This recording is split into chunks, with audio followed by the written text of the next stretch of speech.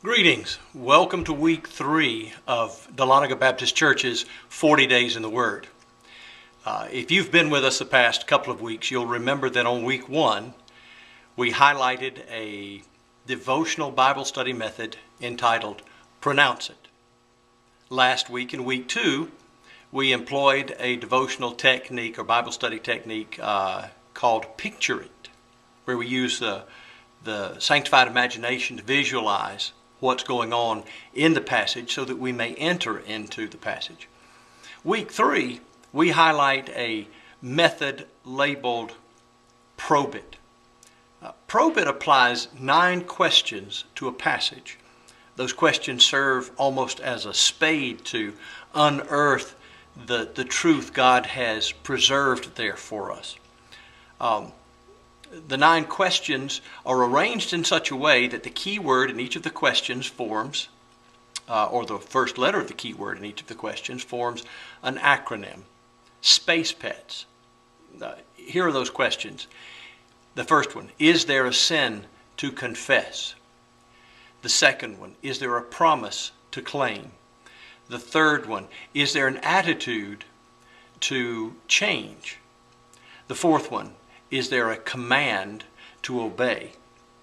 The fifth one, is there an example to follow? And the sixth one is there a prayer to pray? The seventh one, is there an error to correct? The eighth one, is there truth to believe?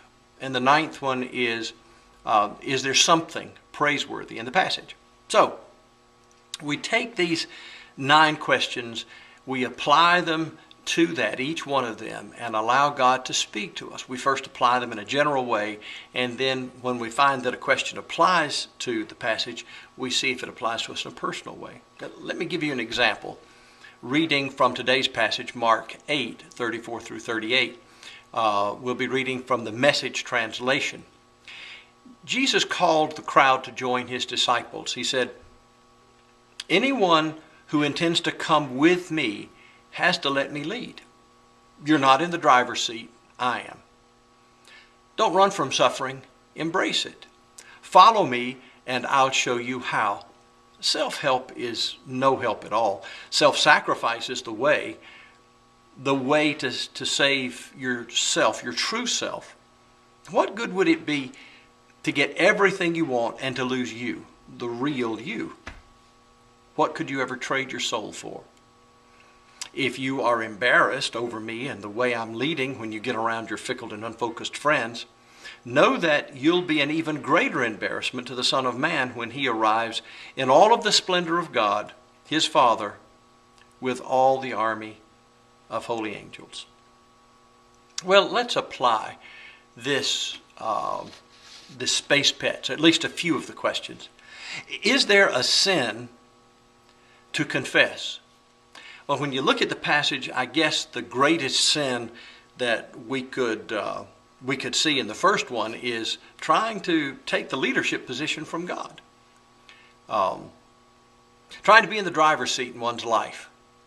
That is what we call idolatry, isn't it? So the idea of letting God lead in one's life is surrendering self. So since that does apply, then I have to ask myself the question, am I allowing God to lead? Would I allow God to move me to search every corner of my life? Is there a part of my life that I'm still trying to control? And so we look at that and we record the results of that question. The second question, is there a promise to claim? Well, there is a promise inherent in that. When Jesus said, don't run from suffering, but embrace it. He said, follow me and I'll show you how.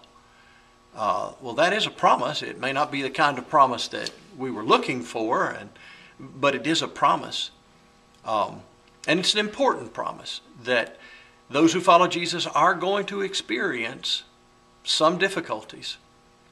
There will be some difficulties we experience precisely because of our faith. Some difficulties we experience just because we're human beings. But we're not to run from those. We're to embrace those, and he said he promised to show us how. Therefore, as I apply it personally, have I allowed him to do that? Am I allowing him to lead me into that suffering?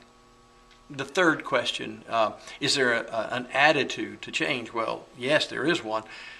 Jesus said, if you're embarrassed about the way I lead around your fickle and unfocused friends, well, the embarrassment is an attitude. It's a wrong attitude. I mean, if one is embarrassed of the Son while he's here with us demonstrating how to live, it says something about what we count to be valuable. Do I count others' opinion of me more than I count the Lord's opinion of me? Have I really followed him? Am I following in such a way that I'm bold the way he was bold? You know?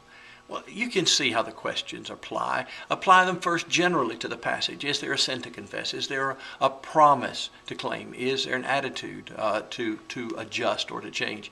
Is there a command there to obey? Those are the kinds of questions we ask. Then, again, record the answers to those questions that apply and ponder those things through the week. I encourage you to use this because it is a way to dig deeper into a passage and allow the Spirit to dig deeper into your life, to unearth there the truth and bring to you the transformation that God seeks in your life. I hope you'll allow these space bets to travel with you this week as companions through each of the passages you'll receive by email. May they comfort you, or disturb you, or frustrate you, or even challenge you, kind of the way our real pets do. God bless you. This week I hope you will find some great benefit in Probe It, the 9 questions, Space Pets. Until we meet again next week, God bless you, and may the Lord's will be done in our lives.